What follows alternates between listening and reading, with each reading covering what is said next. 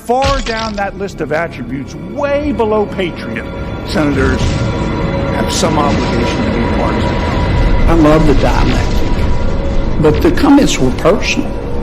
I mean, you call Senator Sanders everything but an ignorant slut. I'm here live. I'm not a cat. I can see that.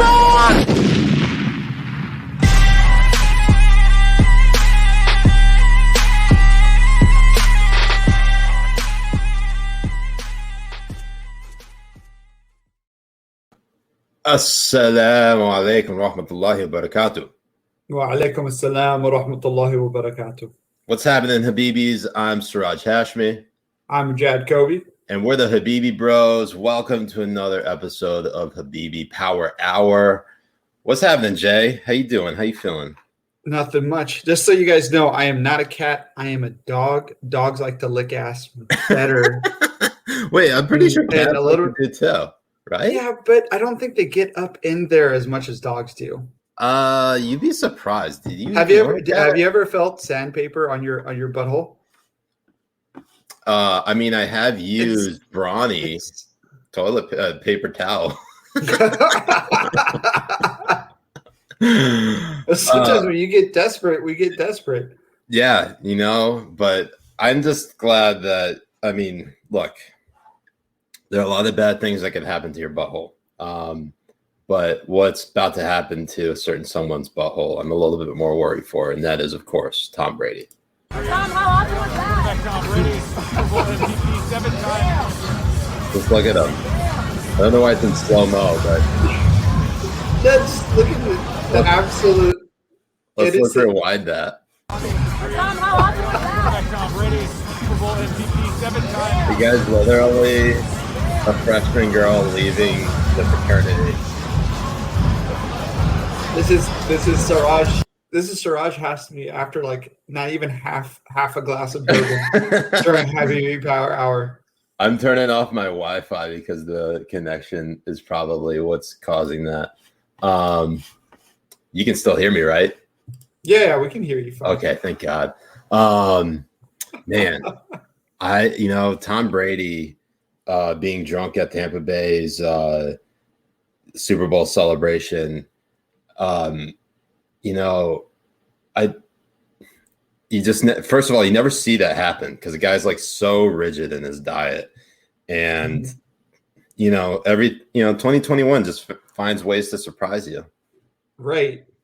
And he doesn't look like he's a 43-year-old man in this fucking video sequence. He looks like he's 23 in his first year of fucking university, and they won their first game. Yeah, there we go. There's that. There he is. Look at that. I had to turn off the sound so you guys can really see like how bad it is. I'm gonna keep playing it too. One more time. Is that like some random person he went up to kiss? That would be fucking hilarious. That was just I think the dude was person. hanging out with him on the boat. But man, I respect it. I respect it. We stand a drunk Tom Brady. Thank you, absolutely. Tom. I mean, the guy fucking deserved it too. Holy shit. He really did. I mean, you got 7 rings. You're allowed to be drunk in public and fucking shit-faced like he was. So greatest of all time. Go. Absolutely. I don't think we're going to see somebody beat any of his records for time to come. I mean, from the age 37 to the age 43, he's already had like a Hall of Fame career. I think somebody made the case. He's had 3 Hall of Fame careers throughout his whole one career. It's absolutely insane. I don't know how people can still hate on the guy, but the dude's a winner. And if we know anything, it's that Americans hate a winner. Actually, I wouldn't say it's Americans hate a winner. I think people just in general hate a winner, right? Right. They do, because a lot of times they also think that to win, you have to defeat or beat somebody else. So it's like you're climbing over someone, but the thing is, they're losers. Yeah, losers get climbed over. It's the way the world works. Yep, it's true. So speaking, if you want to look on the flip side of that, Tom Brady's friend, Donald Trump. I feel bad because like right over here, Tom Brady's living his best life, and like over here, his golf buddy Donald Trump, loses the election, is getting impeached, and is probably going to face a number of different things coming at him. But This week was the start of the second impeachment trial. If you watch any of I've had to cover it. I've had to cover it for work. But if you had, there's really not a whole lot of things that you need to know about it. There are a few big takeaways here and there. I think we probably learned a little bit more on the second day than on the first day. First day was really just debating the constitutionality of the impeachment, whether it is constitutional for Congress or the Senate, I should say, to try a former president. Mm-hmm. Now, I'm just going to play a few clips for you, and you guys can hear exactly what's going to happen or what they currently stand on that. Starting off with former President Donald Trump in February of 2020. We are defending your right to keep the doctor and to keep your plan. Remember, President Obama, you can keep your plan. You can keep 28 times. You can keep your doctor. That didn't turn out very good. We should impeach him for that. Why are we impeaching him 28 times? You can keep your doctor. We should impeach President Obama. Democrats are now the party of high taxes, high crime, open borders. All right, so, he's not even the first one to suggest impeaching Obama after his presidency. I don't even know what's going on here afterwards. I think the only thing we really need to know there is that, maybe he was, talking shit because that's what President Trump loves doing. I'm sorry, former President Trump loves doing. But there was the idea that Congress could go this is what the GOP's case is make. This is what they're making, because they didn't want to be presented with the evidence. And again, look, every senator is entitled to their vote, and the Senate needs 2/3 majority in order to convict. So the likelihood that Trump is going to get convicted is pretty thin. However, the case that's being built by the House impeachment managers, led by Jamie Raskin, a congressman from Maryland, who up until his son's death was kind of considered a non-entity. But I've actually met Congressman Raskin when I did a CNN hit, I want to say in the summer of 2019. Nice guy, really nice guy.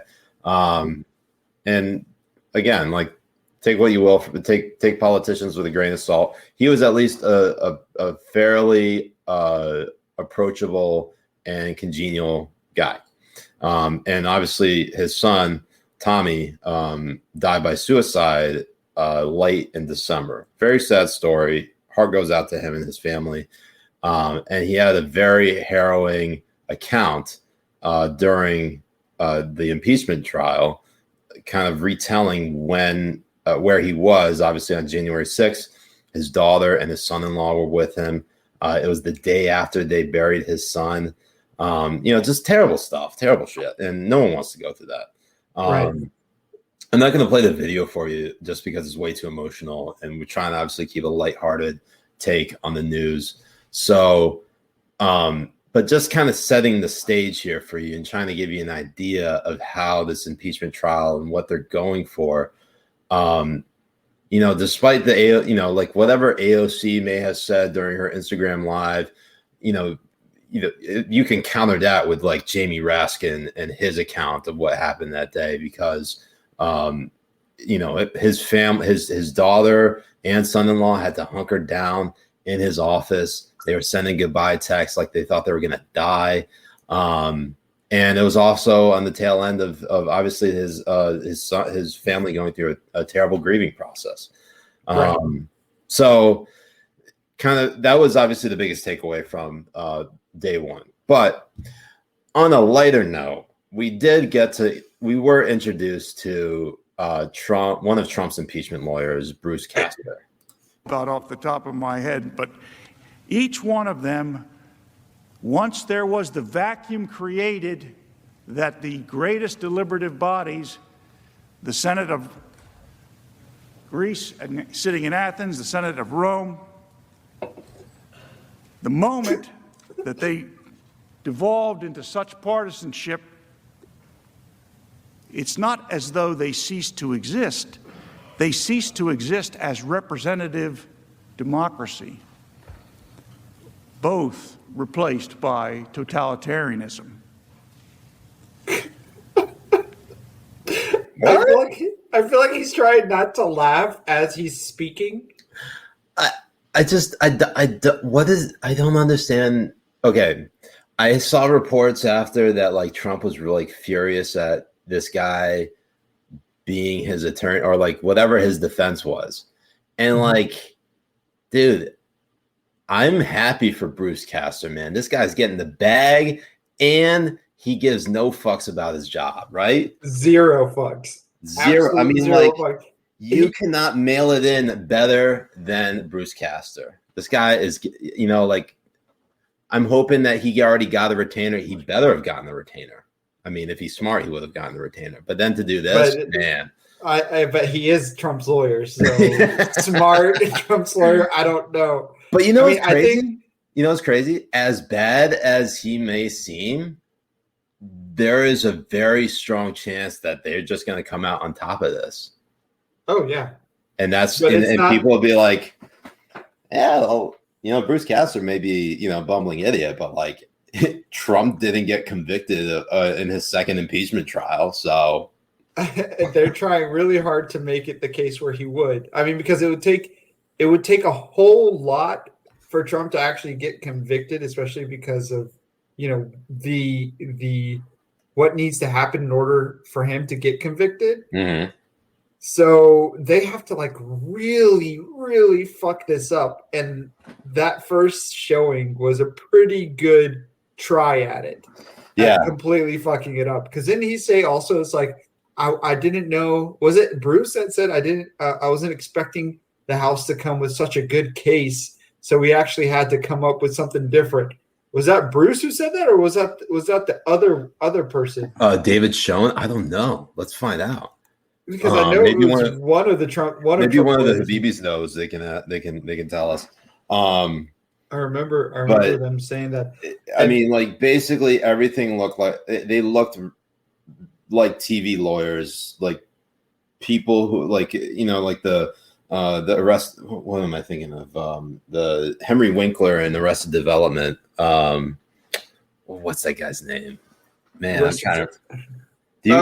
I forget his name, but I know exactly. Barry Zuckerkorn. He looks like Barry Zuckerkorn. He does. Or the guy who plays You Better Call Saul. Yeah. Oh, Better Call Saul. Yeah. I feel like he's better than Better Call Saul. Better Call Saul actually, like, you know, Saul Goodman. He actually like did shit, but anyways. No, he did. I mean, if you get a lawyer and he has anything on his fucking resume that he did anything for Trump, you're going to jail. Yeah. By the way, I don't think you're not going to jail. Hold up. Everyone just caught you on this. Billy Finn says, but better call Sal. Wait, is it Saul? It's Saul. It's Saul.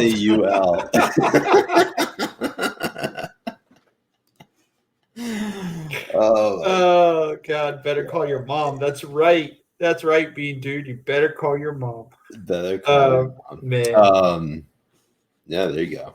Better call your mom. Anyways, so basically the argument that's being made, particularly by the defense and a lot of Republicans, is that it is unconstitutional for Congress to target a private citizen.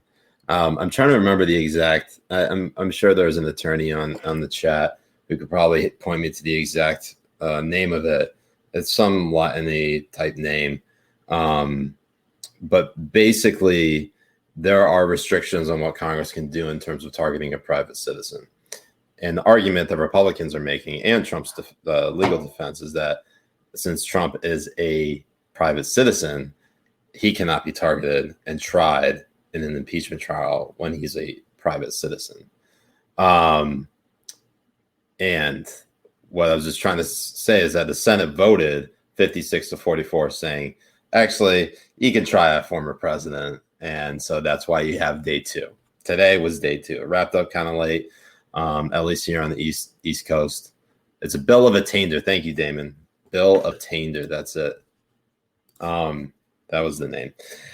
Where Congress can't target a private citizen. So the second day mainly focused on the House impeachment managers building a case.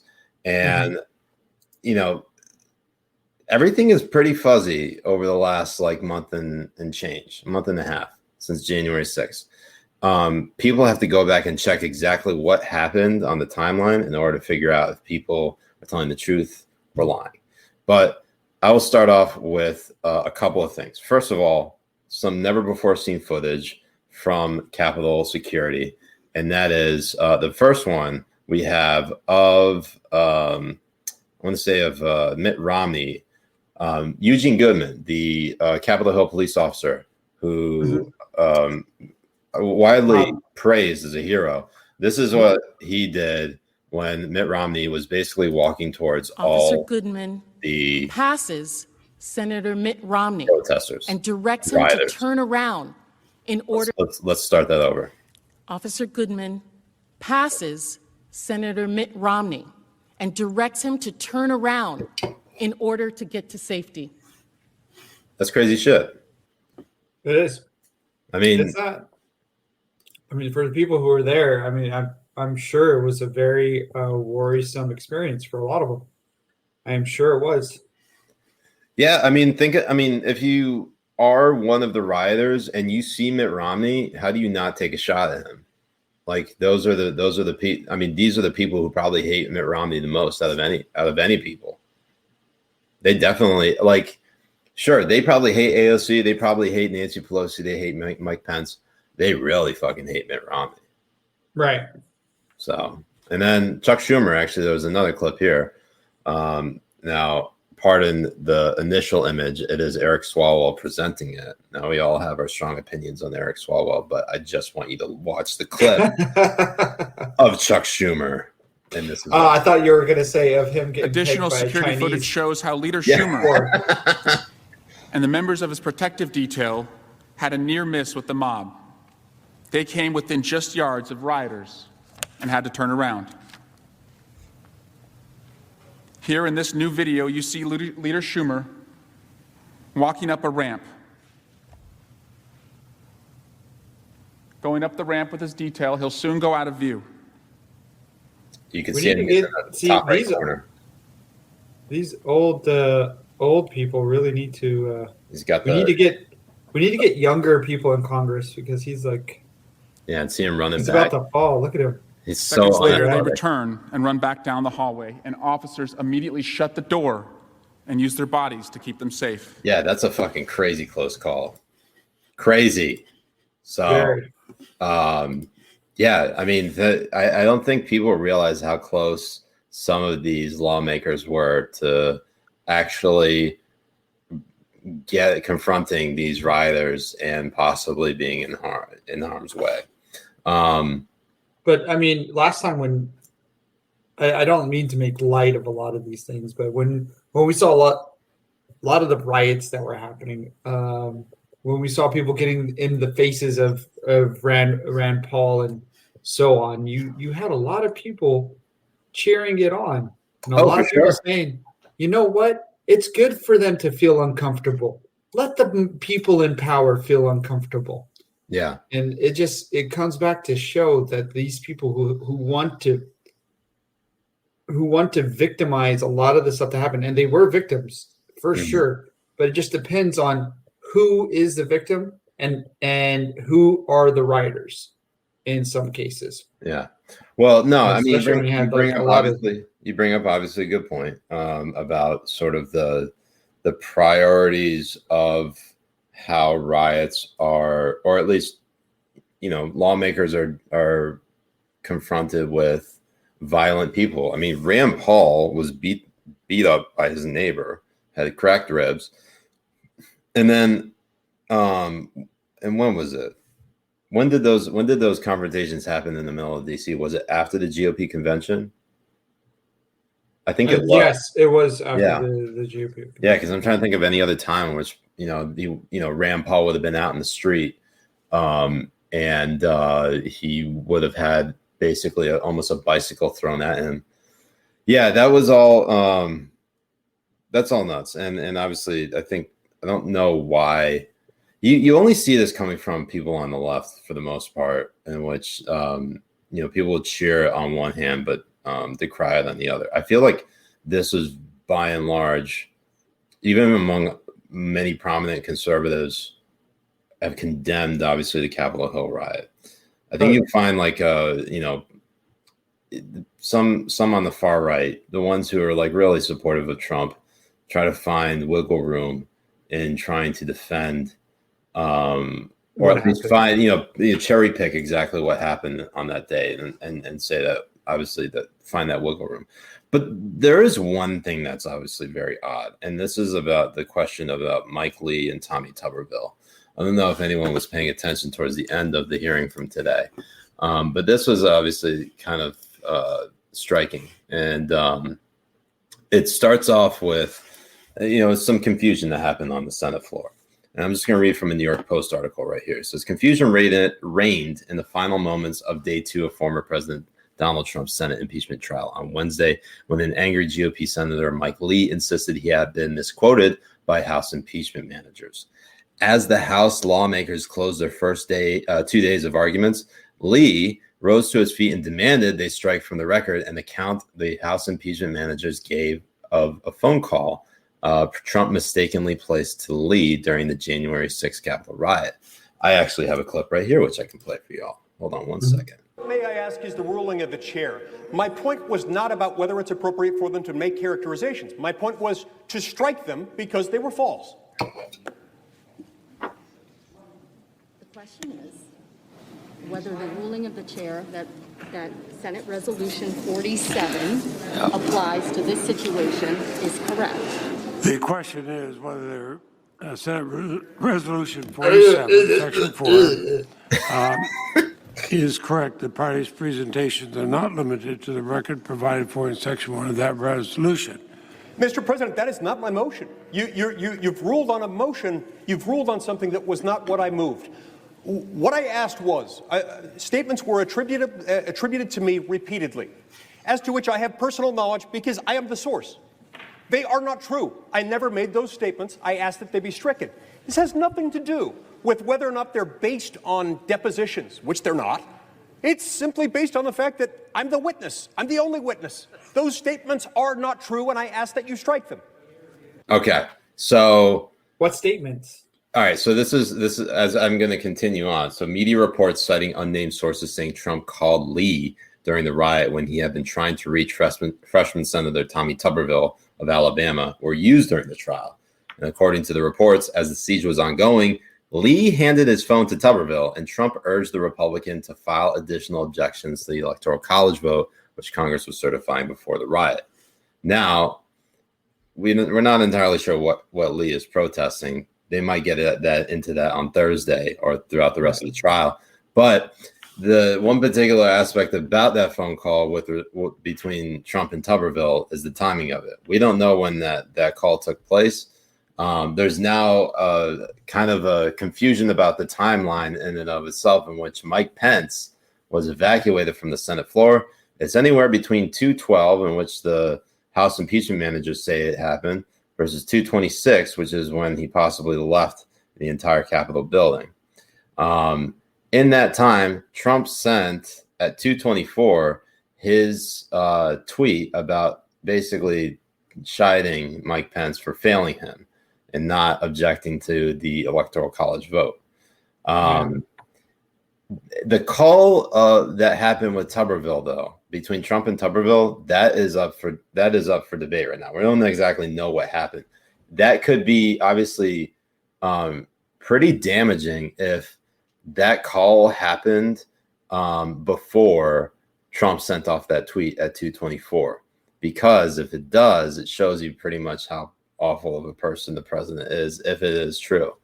I mean, like, obviously this whole thing is awful, but even more awful than it already is. Like it was almost like he wanted this all to happen, which is something that I think has been up for debate, at least in my mind. I don't know about your mind, Jay, about whether the question has always been with respect to Capitol Police preparation and National Guard is that on the one hand, Trump didn't think his supporters were capable of staging such a riot on the Capitol, or two, he did and wanted it to happen anyway, so he didn't call in more Capitol Police and more National Guard. So that would give credence to that latter theory that Trump kind of wanted this to happen. I mean, sure. I mean, Trump could have wanted it to happen. He could not have wanted it to happen. We don't really know. Is he capable of wanting something like that to happen? Yeah. Did he? I mean, I don't know. You thinking that he held National Guard support? He didn't want them to go out because he knew that his supporters were going to raid the Capitol. Mm-hmm. He wanted the rioters to go and beat up Mike Pence and the senators. I don't know. We're about to find out. And so, I mean, these are just some questions that have been lingering that we'll see if they're answered. But you gotta give at least there's always room for doubt. Are we gonna have? Is he going to testify? Because I hope we get like a Trump. Yeah, like a few good men scene.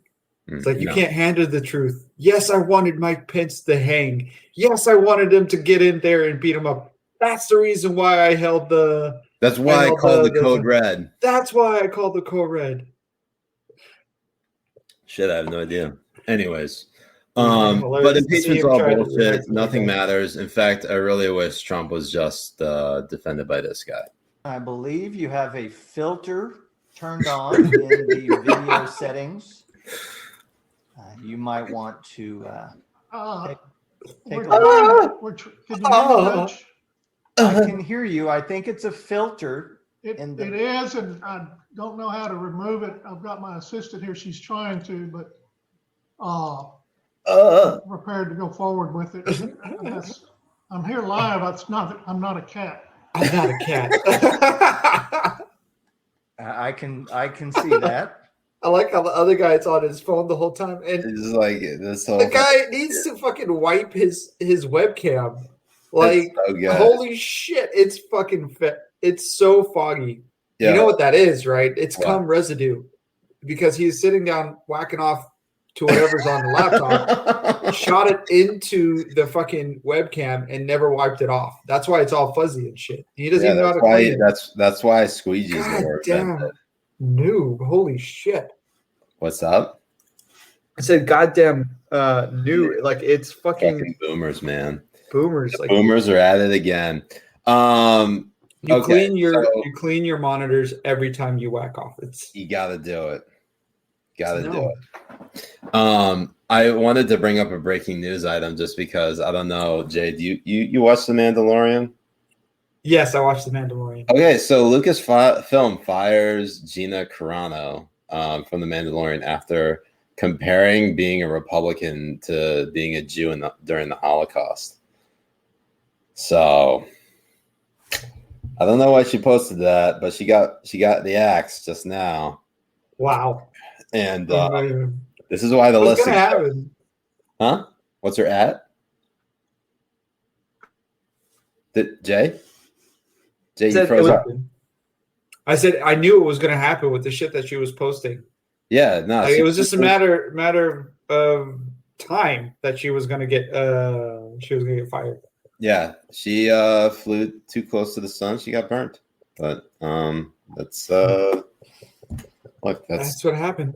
Yeah. Anyways, I use that as a sort of a pivot here to Habibi's to give you all a very special announcement, because Jay and I wanted to do something to expand the show, and we hadn't really thought of any good way of doing it until maybe the last couple of weeks. So this is what we're doing. We are actually going to be starting a Patreon. Now, what does that mean? That means all the videos that you see on Wednesday nights are still going to be free. But what we're doing is we're adding an additional show that we're going to be doing for that's going to come out on the weekend. So let me show you exactly what we got going on. I actually included a link in the description of this video. You can go check out our Patreon and subscribe today. Here's what we got going on. Let me put it up right now. And it is patreon.com/Habibi Bros. And we got a bunch of different membership levels. Basically, what's going to happen is we are going to put out, if you subscribe and, lowest tier, you get access to basically the premium episode that we're going to put out. And we're going to do it focused on like some of the stuff we don't get to during Habibi Power Hour. So, because there's a lot of news happening. We want to make sure we get to as much as we possibly can. Plus, we could be a little bit more ourselves because we know we're behind a paywall. We have a little bit more protection, so we could, wage a little bit more jihad. Don't invite Taylor Lorenz. If she asks or begs to get invited to it, don't do it. And one of the cooler aspects I like about it, though, is where is it? We got 4 levels. My favorite, though, is that we actually have a membership level that if you join it, you are entitled to play video games with us. Like we are actually obligated to play video games with you. We would be. Yeah. So, but we capped it at like 10 because we realized we can't play video games with everyone. With every single person. With every single person. So essentially, 100%. That's exactly the direction we're happening. And you guys would have to play the drinking games with us when we game. Like it's a must. Yeah, it's a must. So that's kind of the special announcement. Let me show you here. This is where we go. This is the Patreon. I don't know why I didn't throw it up. I thought I did, but I guess not. Whatever. You goddamn boomer. My God. Damn it. Anyways, so this is also to ensure that when we get to June 9th, which is the date 6/9, we will actually hit our 69th episode. So this will count with the tally of episodes. Of course, we'll provide free samples to the Habibis on the YouTube, but to see the full episode, you'll have to subscribe. So, anyways, Habibis, that's the special announcement, and that way you could try to continue to support us, and both Jay and I can try to figure out a way to go independent. So your support means everything, and we obviously appreciate all the support so far. Absolutely. Essentially. 100%. Anyways, now back to some of the news this week. Jay, are you going to double mask it up? I mean, like, are you going to put 2 masks on when you eat ass? Oh, fuck. Man, I barely mask it up as it is. I mean, I have a mask in the car for when I go to the grocery store, whatever. But like when I'm leaving the house or walking out in the park or being outside at the beach or anything like that, I'm not wearing a mask. Wear 2 masks.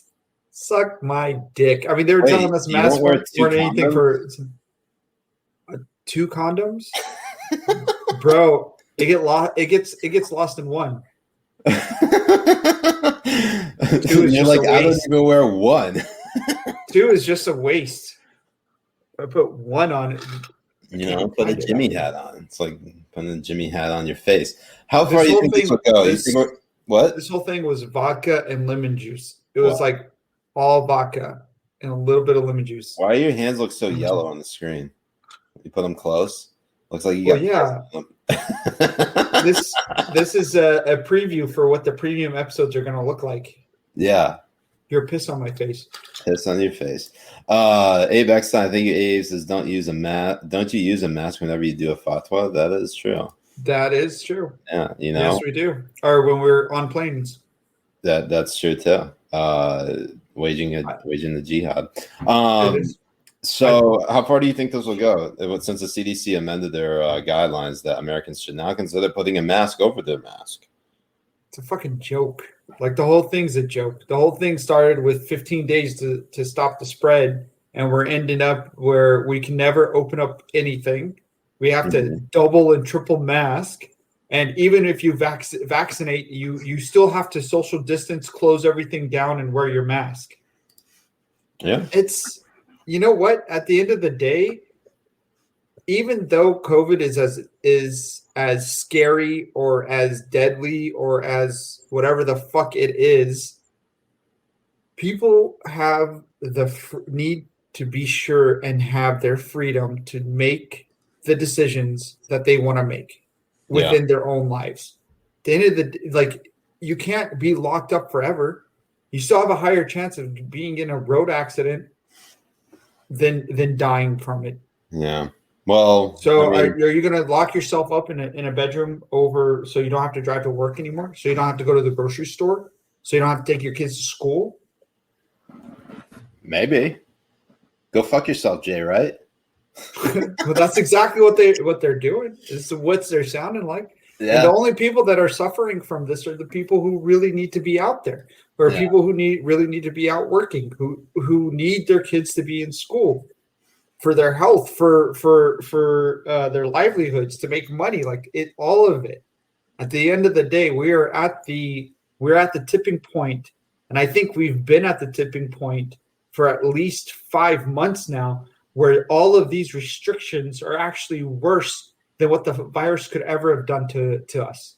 Yeah. Be it the economy, the mental health of kids, the way that the schools being closed down, the way they are, is going to devastate children for years to come. The economy, the recovery to the economy is going to take it's going to take forever. We're going to be dead and gone before we see the full recovery. Well, not if you buy Dogecoin. Well, you got to ride that shit to the moon.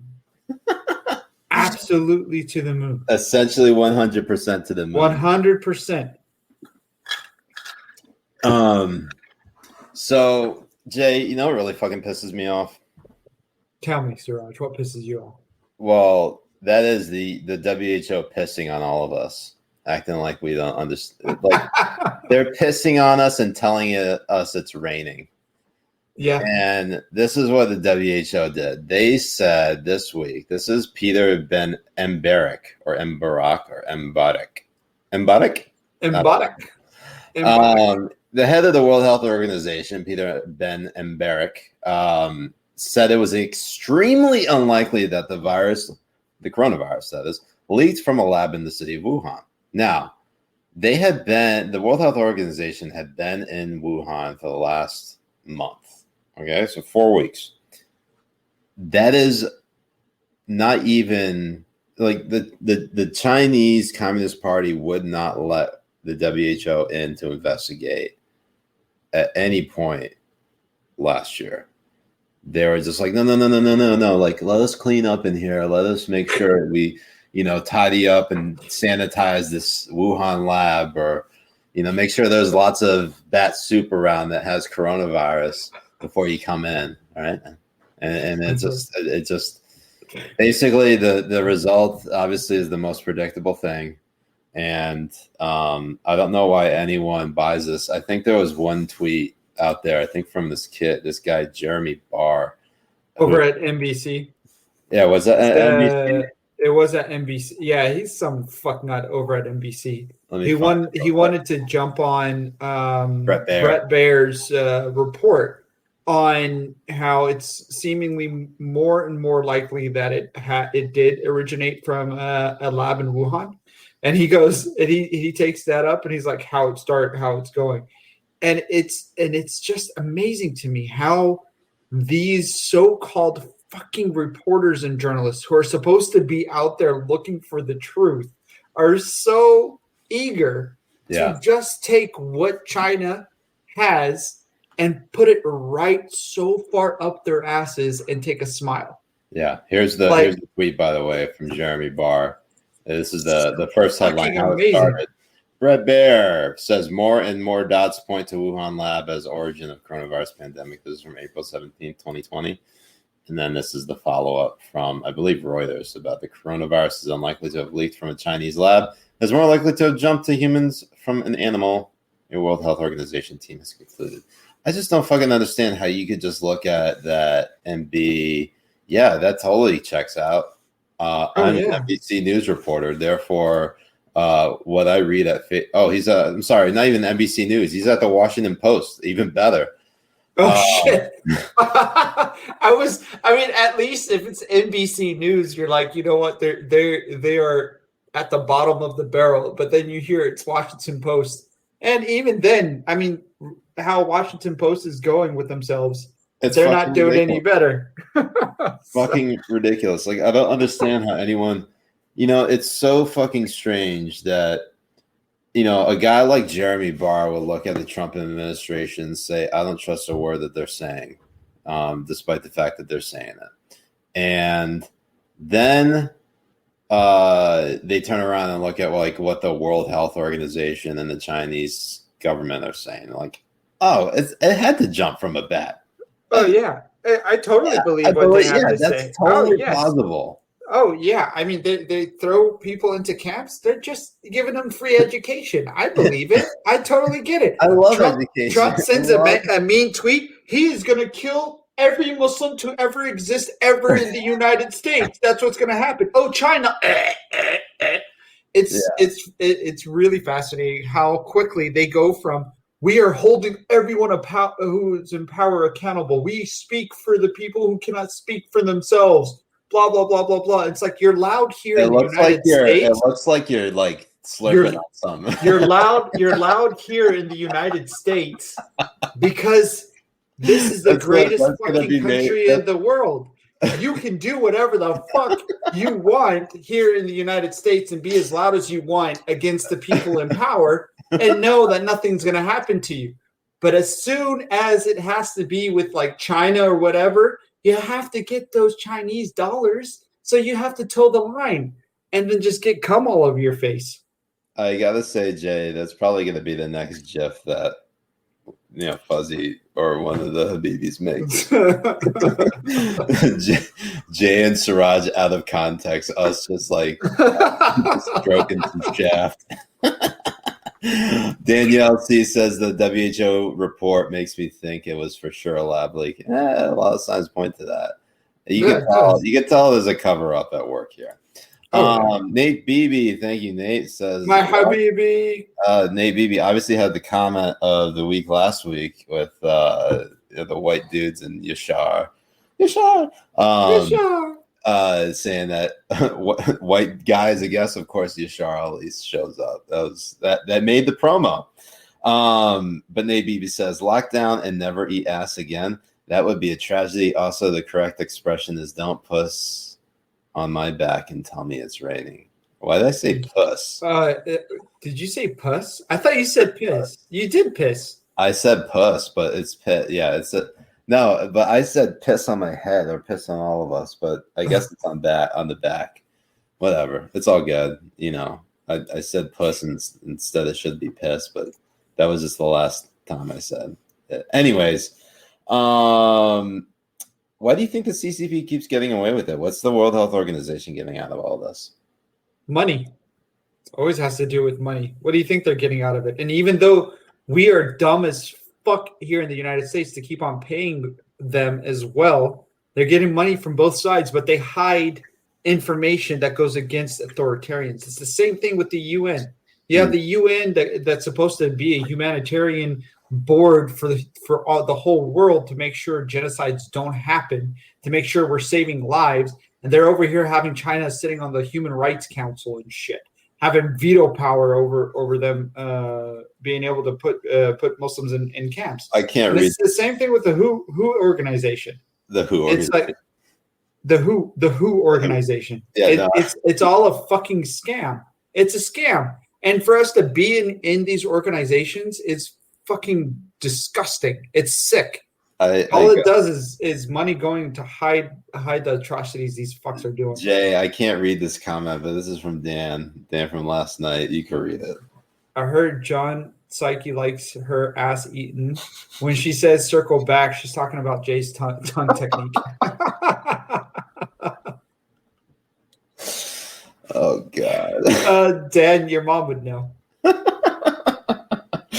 Okay, here's a more frustrating aspect of the Biden administration, and this has a lot to do with the schools. So, for everybody who hasn't really been following this stuff, on President Biden's second day in office, he signed an executive order saying he was going to reopen schools, public schools, by the end of his first 100 days in office.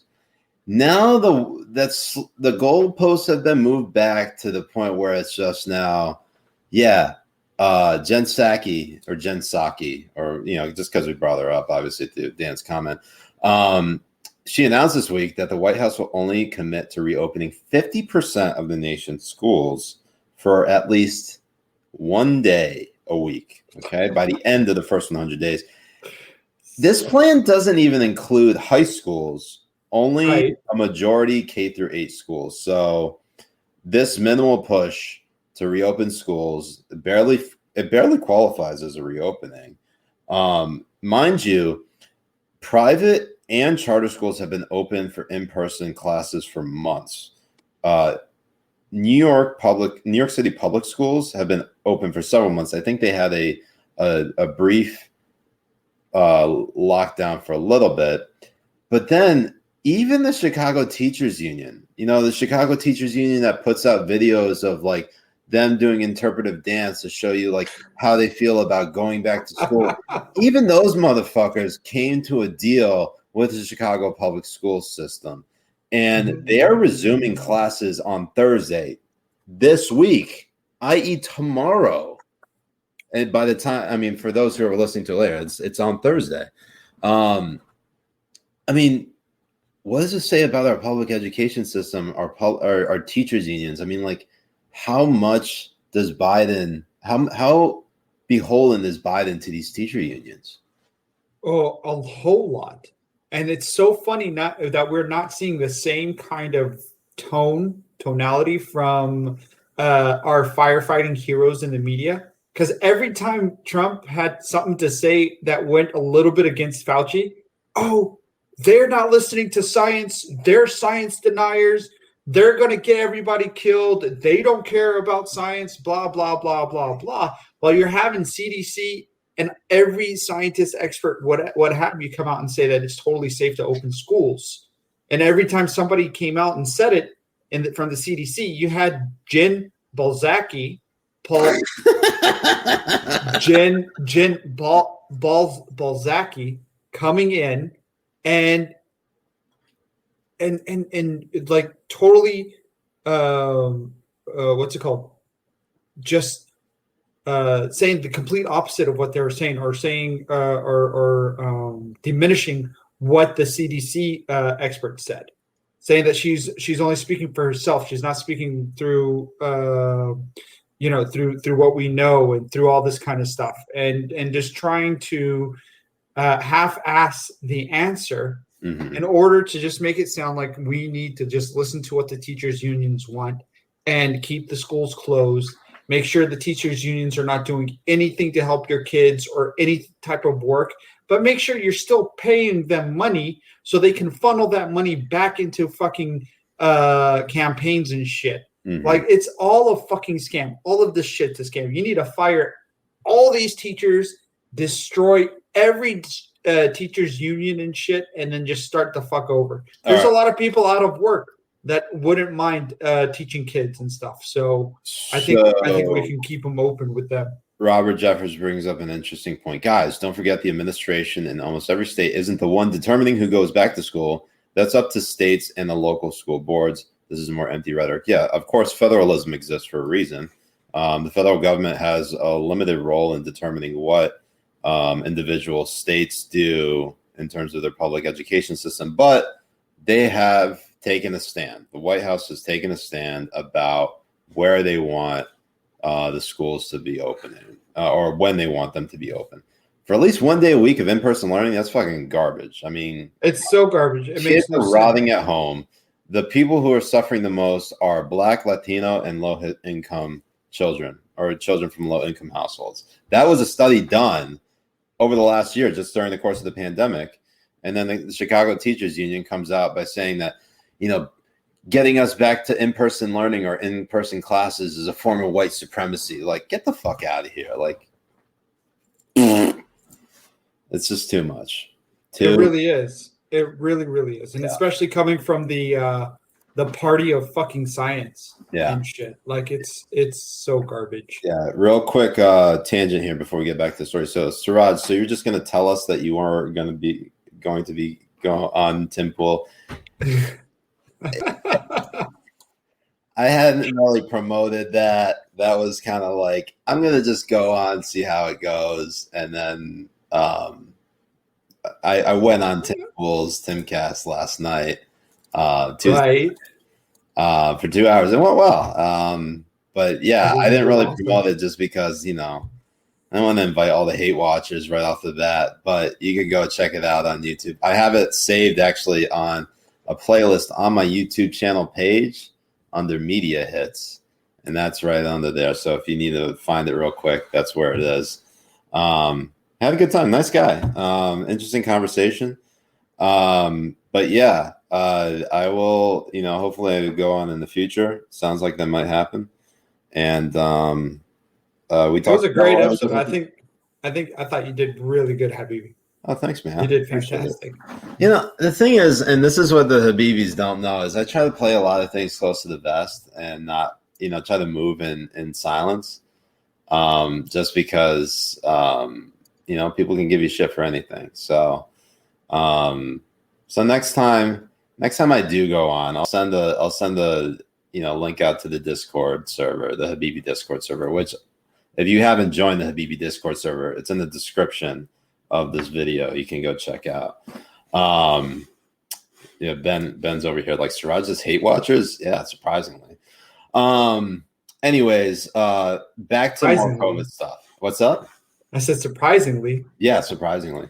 Abex says the bros got to go together. That's true. We got to go together.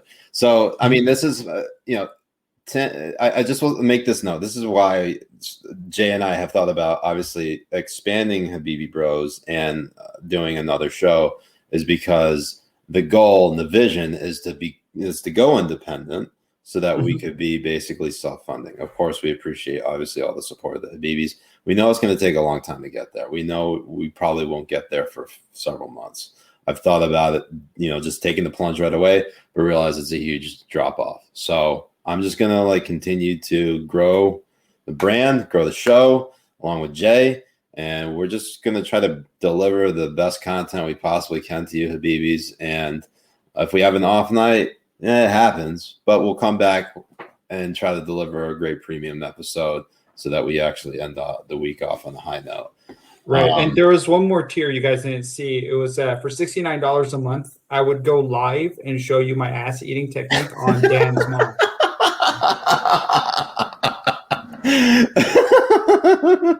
It's a very limited offer. There can be only 420 people being able to watch at once. Yeah. That's it. Inshallah.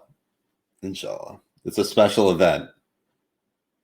A special event.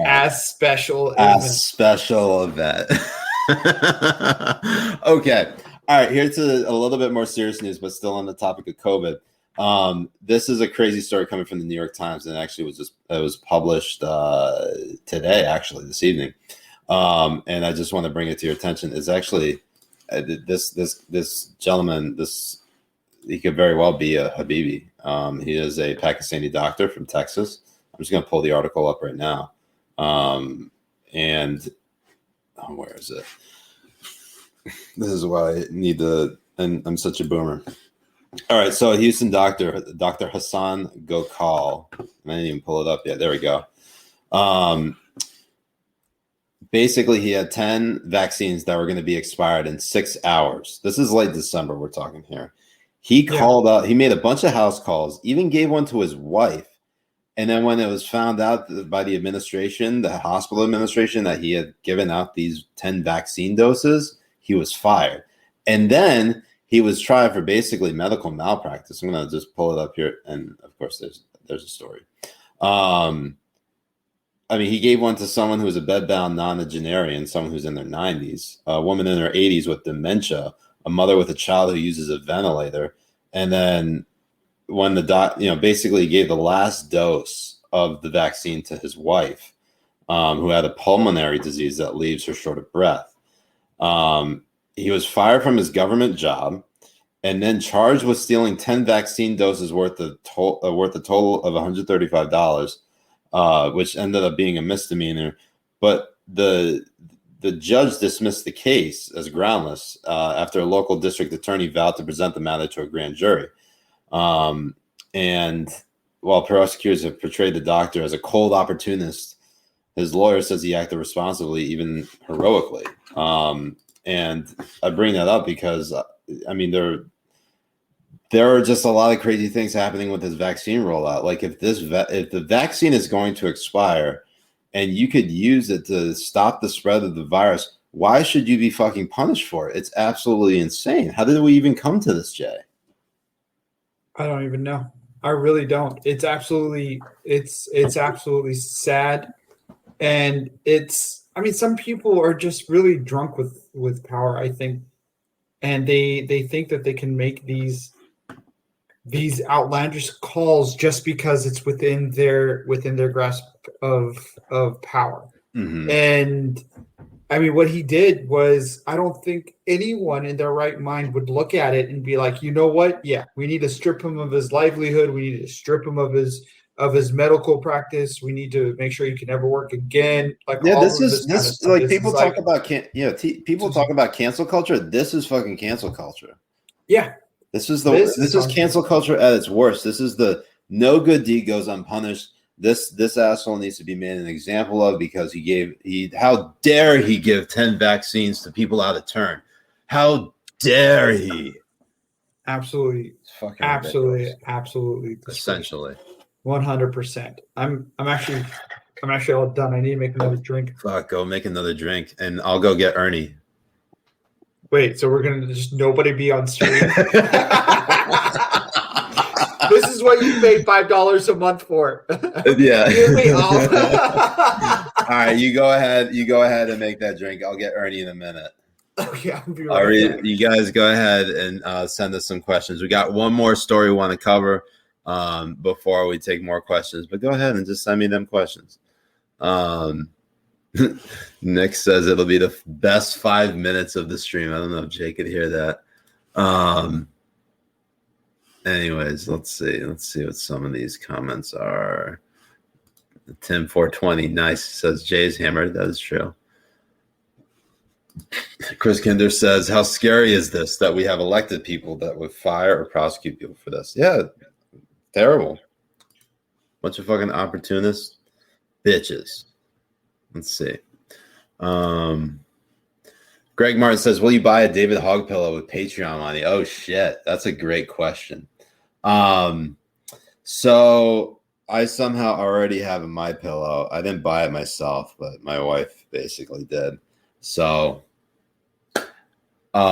since I am a raging centrist, independent, moderate lib, gay incel lib, I probably will have someone gift it to me, as opposed to me buying it on my own because I just never buy pillows. Jay, will you buy a David Hogg pillow with Patreon money? Oh, he didn't even fucking hear me. Is it to fuck? Are you fucking the pillow?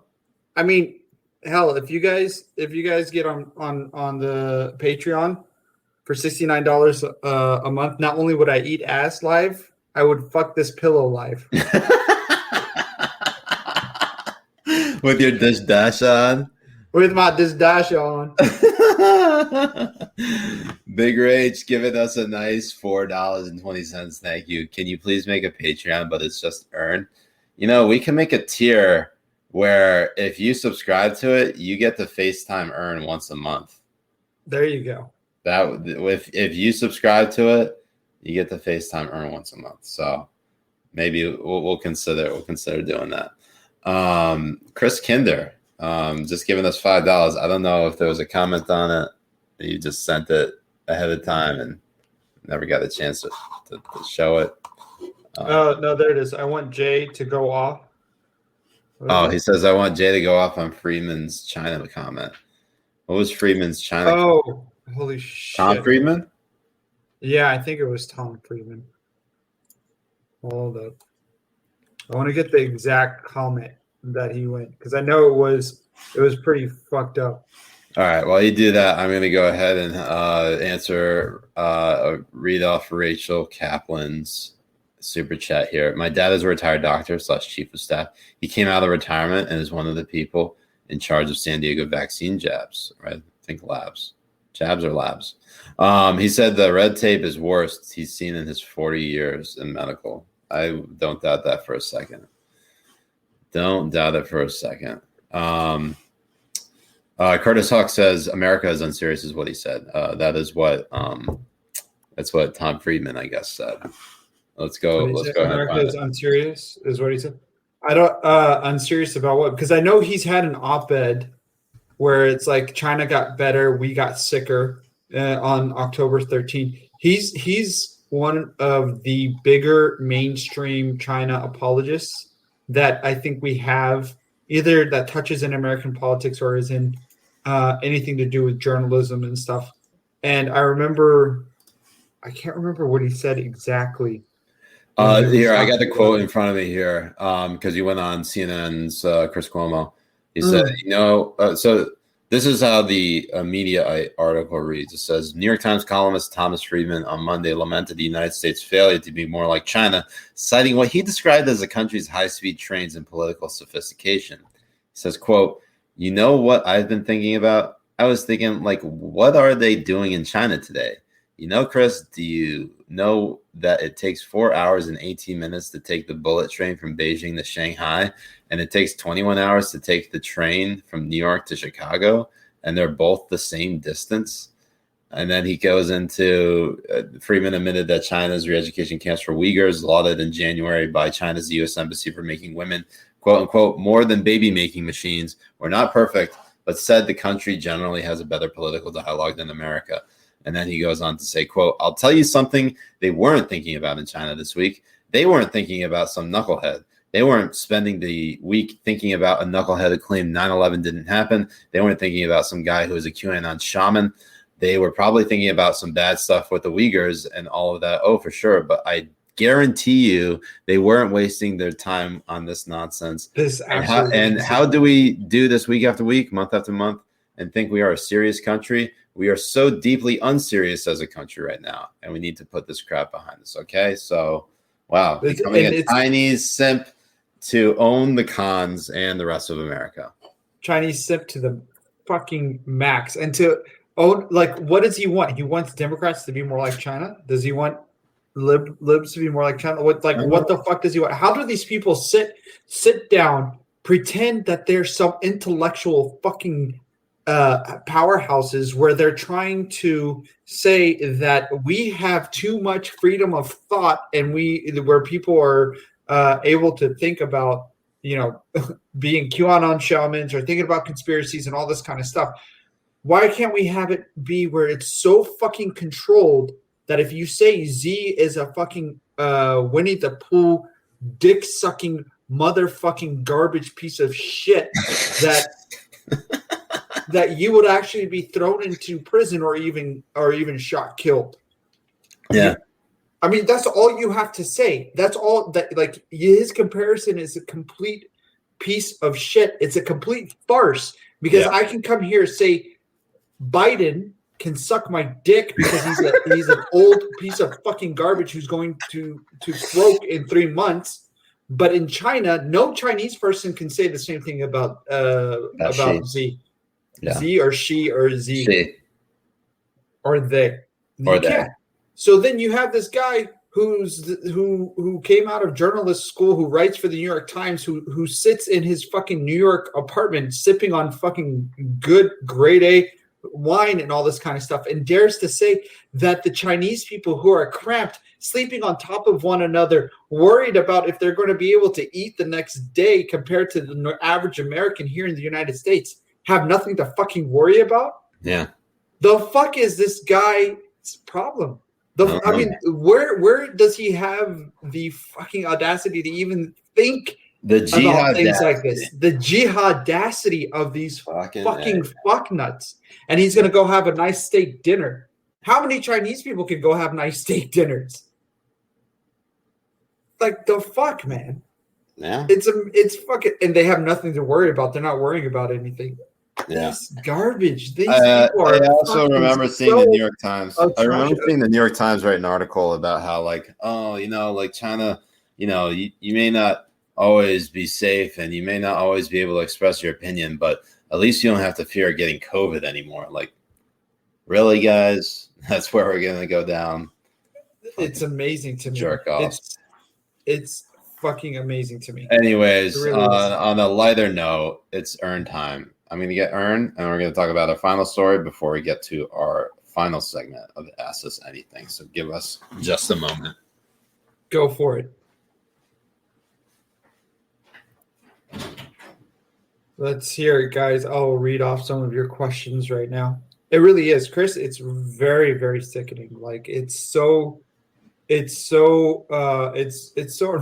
because you have this motherfucker coming in his suits, sitting down, talking to Chris Cuomo, and Chris Cuomo barely does anything to push back shit with these guys. He barely says anything to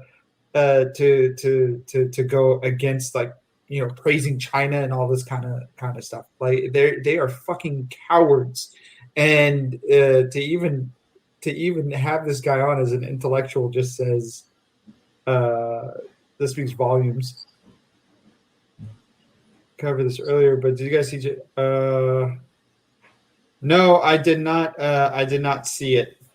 I did not see Jake Tapper retweet Siraj. He retweeted Siraj? Yeah, he retweeted me. There he is. He retweeted a listing. I bet he has me muted. Like it's 100%. I'm 100% certain. Essentially, he has me. Essentially, he has me muted. I like to call him Jake the adult Taper because he's a complete garbage of a person and a complete piece of shit. Yeah. I mean, I know you hate everyone. Everyone that I ever have to encounter. Well, of course he's gonna retweet the list that you're listing Molly. Like he'll never watch you retweet Brian Stelter for his absolute complete garbage takes that he has. Oh yeah, because if he did that, he'd probably get a talking to, no doubt. Oh yeah, these people are fucking cowards and garbage people. Of course, yeah, he's gonna retweet. He's gonna retweet this. But if you put the NBC guy on the list for simping for China, you think he's gonna retweet Washington you? Post. Whatever the fuck, they're all the same. You think he's gonna fucking retweet you? He's not gonna retweet you on that Probably kind of shit. not. So he retweeted this. Oh, thanks, Jake. Oh, you're so quirky. Oh, you're so good. Oh, so Garbage. remember a few months ago. Hold on, I'm gonna flip the banner back to Earn time because I have an Earn story. So Earn went to the vet today, and he had his weigh-in, and drum roll, he lost a pound over the last few months. So he's actually at 14.2 pounds instead of 15.3. That's what I'm talking about. Yeah. Good shit. 15.4, somewhere around there. So he's gonna get ripped. He's gonna get he is on ripped. his way. He's well on his way. He's looking better. He's feeling better. He's doing a lot of good things. I'm really proud of him. So everyone, cheer for Earn, and I'll make that Patreon what's it called? Level, that tier for FaceTiming Earn. If anyone actually wants to do it, that'd be wild if you do, but that'd be funny. Robert Jeffers, thank you. Robert says Friedman is the only foreigner on the CCP's approved book list. Coincidence? Not. I actually am not surprised by that at all. Okay, real quick, final story of the night, because we wanted to keep this brief. We wanted to talk about fewer stories, but dedicate more time to it. And this is a follow-up to the Lincoln Project and John Weaver fallout. Now, this is a story from the Washington Blade that was actually posted on Tuesday, titled "Lincoln Project's Avowed Ignorance of Weaver Text Undercut by Leaked Communications." And I got Ernie fur in my mouth. Jay, is that how it feels like after you eat a hairy ass? I use it for floss. Because Dan's mom doesn't like to shave over there. I've asked her a couple of times, but then, I realize sometimes when you get a nut up there, you need a little floss to get it out. All right. So in this article about the Lincoln Project and the John Weaver fallout, it reads, the Lincoln Project's leaders, amid the unfolding scandal of co-founder John Weaver soliciting sexual favors from young men, have asserted they were unaware of his indiscretions until last month. But electronic communications obtained by the Washington Blade call that claim into question and suggest some Lincoln Project executives knew about the text as early as last summer, but took no substantive action in response. The communications with Lincoln Project officials undermine the assertion that, quote, there was no awareness or insinuations of any type of inappropriate behavior when we became aware of the chatter at the time, end quote, as co-founder Steve Schmidt told the New York Times last month. These electronic messages, which date back to August 2020 and include Lincoln Project co-founder Mike Madrid, showed that leadership was made aware of allegations about Weaver from reporters who were investigating it and had begun discussions of how to respond to any fallout. So just like our guest last week, Ryan Grodesky, said, who has been covering this, these motherfuckers knew and they did nothing about it. And now it's slowly coming out. But because it was posted in America's LGBT news source for the Washington Blade, which, by the way, has been covering the LGBT community since 1969. I am not making that up at all.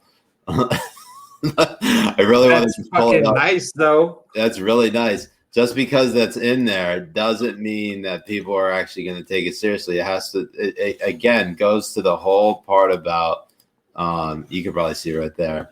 It all goes back to that point about whether, some of these side publications can break a big news story and everybody takes it seriously. And I haven't seen much chatter about this. So of course not. They are like what Stefan likes to say, part of the cool kids. They're part of the big kid table. They're all sitting around with their friends and stuff, and the journalists won't report on this. Journalists who pretend that they are all for sexual abuse survivors and they're all for the truth on these matters and for Me Too and all of this kind of stuff are complete fucking garbage. Everything they say is full of shit. This time and again, going from Harvey Weinstein to John Weaver to Joss Whedon, everybody knows who the fuck these people are. They all know. Every one of them do. But nobody says anything. But they will be fine to say, oh, we had a source on in the Trump admin that said this and this happened, and then this other source says this and this happened. But they can't come out and say a source says John Weaver is a fucking piece of garbage.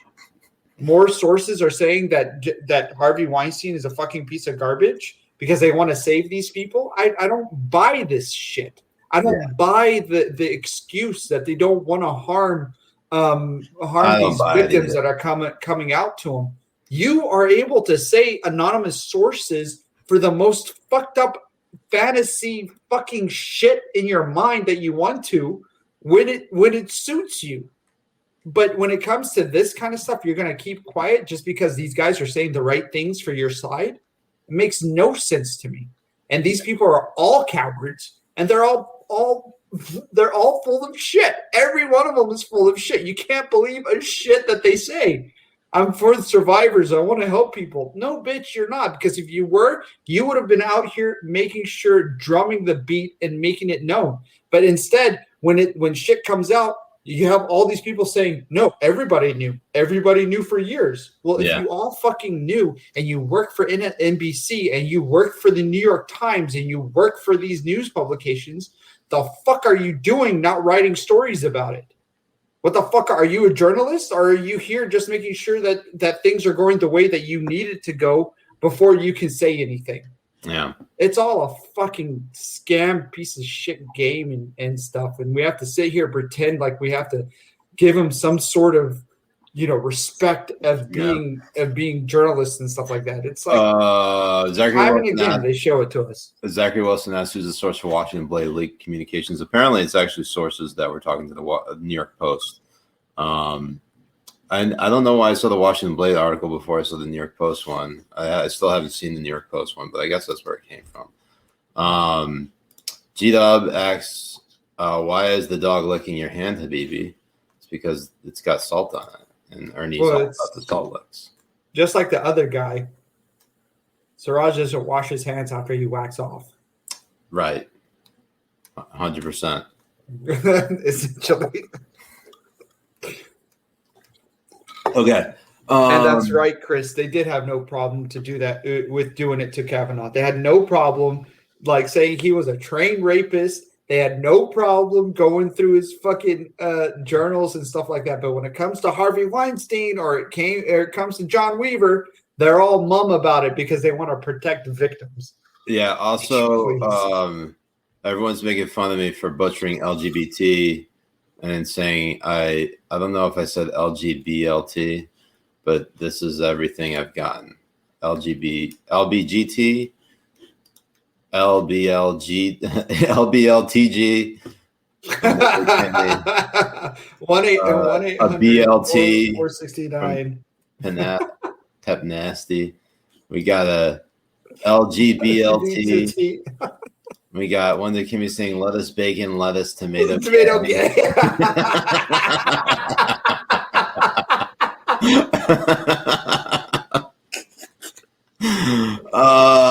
That's LGTBT. Throwback Thursday. Yeah, that's some good shit. Oh man.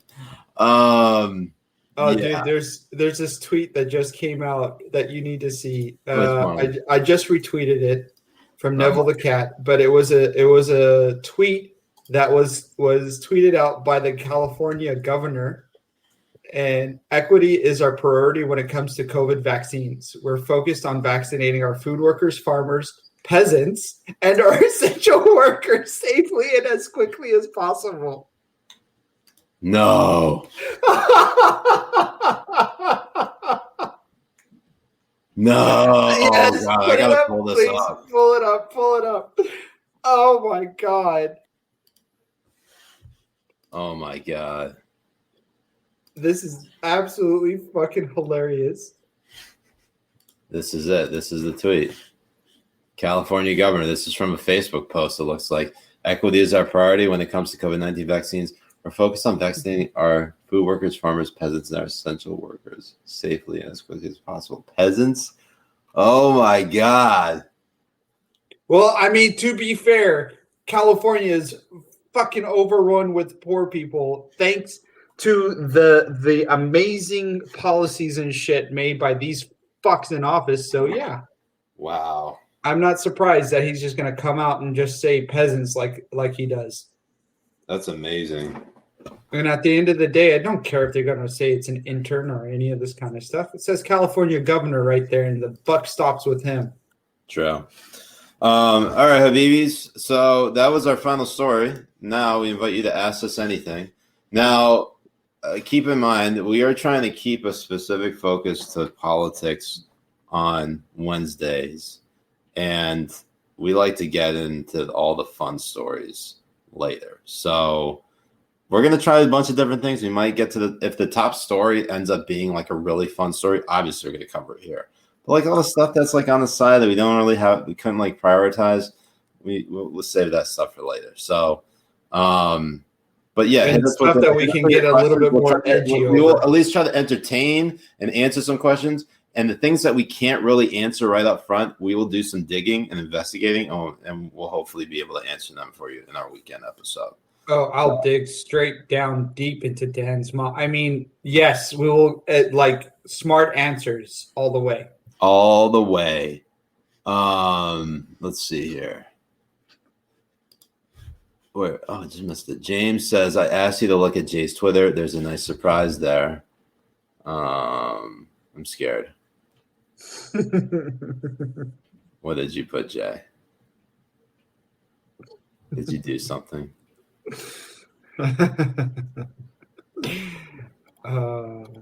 What are you talking? You gotta give me a clue here. It's a nice tweet. Are you talking about this one? Hold on. Is it this one? Yeah. We are 69 hours since the Super Bowl, Habibis, and holy shit, was Brady drunker than Siraj Hashmi from a glass of bourbon. Wow. You posted that in the middle of the stream? Not in the middle, Habibi. I figured out how to do scheduled tweets. You motherfucker. I can't believe you. Stealing my shit. Wow. Yes. I should hold a gun to your head. And you have no idea how far this goes. This is not good. I do not approve, Habibis. Just stating for the record. Stating for the record. God damn it. Can't believe you. Josh Goldsmith says, Siraj, Ern lost a pound in his weigh-in. How about you? I've actually gained a pound. Well, I'm trying to lose weight too. I gained after starting the workout stuff with Michael. Mm-hmm. I've been doing it for 2 months now. I'm trying to get up to 200 pounds because I was like 178, 180, and then I got to like 185, and now I'm 190. Wow. So I'm trying to get the gains going. I'm at like 203 right now. No, it's okay. I'll show you guys later. Forrester Mike says, I do a lot of work with the state. Shut the fuck up, Jay. I do a lot of work with the state, and I can honestly say that most people have absolutely no fucking clue how bad it is. No matter how bad you think it is, it's much, much worse. Probably. How bad what is, though? Shivan asks, Jay, what do you do for a living? Your mom.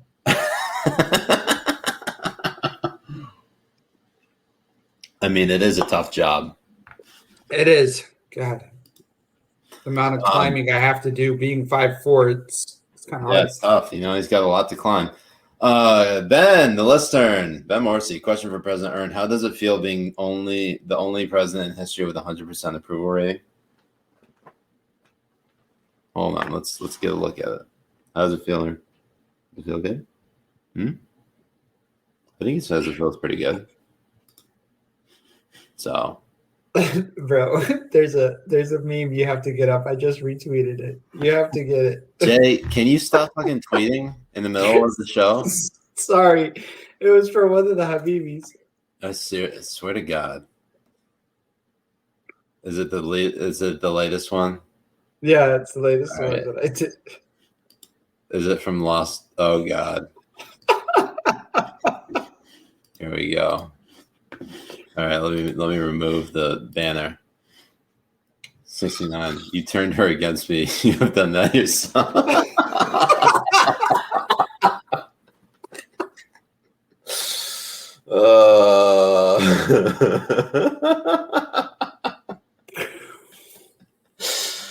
It's so good. Oh man, if you're not following at Fallen Knight 243, you're missing out. It's good shit. Good shit as always. Any other questions? Are you okay? Did you hear something? You heard stuff upstairs? You heard possible treats up there, right? Is that what you heard? Do you want to get down? Okay. All right, Habibis. I think we're going to end it there. I hope all of you had a very good week, and we look forward to seeing you on our very first weekend episode. Don't forget to check out our Patreon. That's patreon.com/Habibi Bros. And you can also, if you don't want to type that out, check out the description of this video. You'll be able to find it there. And we'll see how it turns out. We may do live stream eventually on the weekends, but I think right now, because it's very early on, we at least want to test it out and do a recorded version of it. And then maybe we'll actually do something on, do a live stream or something like that. So, oh yeah, I'm down for that. So anyways, I've been Siraj Hashmi. I've been Mujahed Kobbe. And we're the Habibi Bros. Thank you so much for joining us tonight. Jay, as always, you are the man, and I love you. I love you too, Habibi. I'll talk to you soon. Habibis, have a good night. Take care. Peace.